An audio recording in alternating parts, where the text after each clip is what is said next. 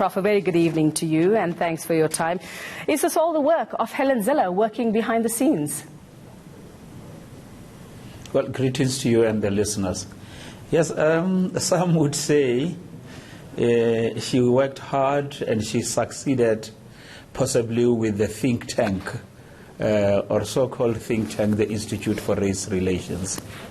But is what she got today exactly what she bargained for?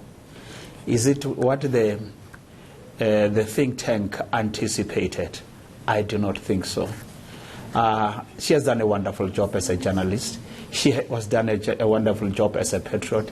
She did a wonderful job as a leader and built a very formidable blue wave that really tried to engender accountability in politics.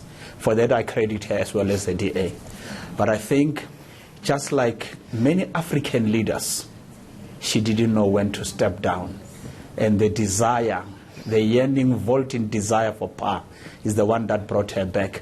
And I suspect, like Mugabe, she would be the one who's leading to the demise of the DA that she worked so hard for, not knowing when to leave when the time is ripe and opportune. And I suppose, Prof, that the real worrying thing about this is that she didn't do it alone. She has the support within the party that brought her back, or those that brought her back over the past weekend. And I know we've long heard the whisperings that there was a faction in the DA that wants to get rid of all black leaders. And if that is the case, it seems that that faction, and if indeed Helen Zille leads it, has pulled it off, getting rid of those that they wanted to. But what have they actually done to the party in the process? Yes, indeed. Unless, and this is what I'm grappling with, if they have crossed the Rubicon in this sense, that black, yellow, or green, if they want to go, so be it. But we want what we consider the authentic DA and not a DA light. If indeed they've made peace with that, okay, they've succeeded. But I don't think that's really, they underestimated. I think the black you have today is not the black of yesterday. That you can just assume that by virtue of the goodies on the table, he would really succumb his integrity. I think there are those that would say, I would rather starve in dignity than walk around in the streets of Johannesburg with my pride in the pocket. And I think Mashaba said that much in his own way. Mmusi is saying that much. And I expect many more black leaders, especially within the caucus, that might want to follow suit.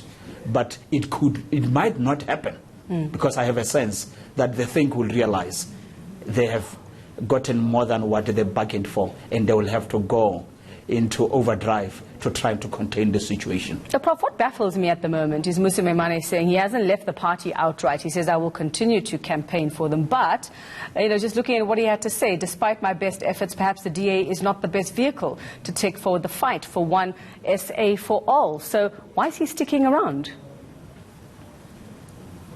Look, I don't think all is lost. I think this might be the catharsis, right?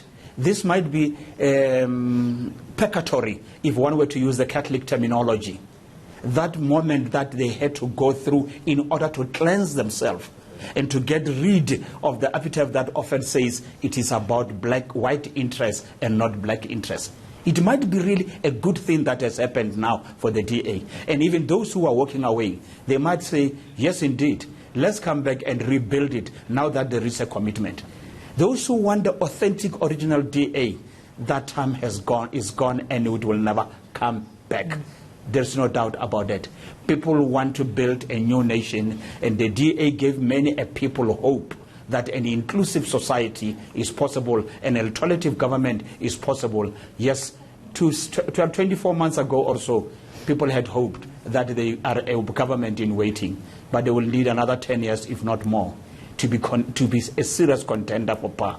And Helen Zille, unfortunately, she will have to take a major chunk of the responsibility for that. And the other big question that everyone is asking at the moment is, are we likely to see a new political party being formed by the likes of Mmusi Maimane, Hamid Mashaba, and possibly Trollip in the near future? I haven't reached that stage. I think they will find each other. And it's not easy to form a new political party. And oftentimes, you'll get a smaller chunk of followers that go with you. And I don't think it's a wise move to even begin to contemplate. Go in there and try to work it out and see if it cannot. And I think it is still possible that if they sit down and knuckle it out somewhere under a marula tree, they might find each other. It may take some time, but it is doable. I mean, all parties go through some challenges. People tend to talk about they performed poorly, right? And the election is almost the source thereof that Maimane must take full responsibility for. But what is the percentage that they lost? Vis-a-vis the percentage lost by the ruling party, right? We are talking about 1.5, the other party is over 5% that it lost. So when you look at it, and who are the beneficiaries? Look, really they must understand and appreciate.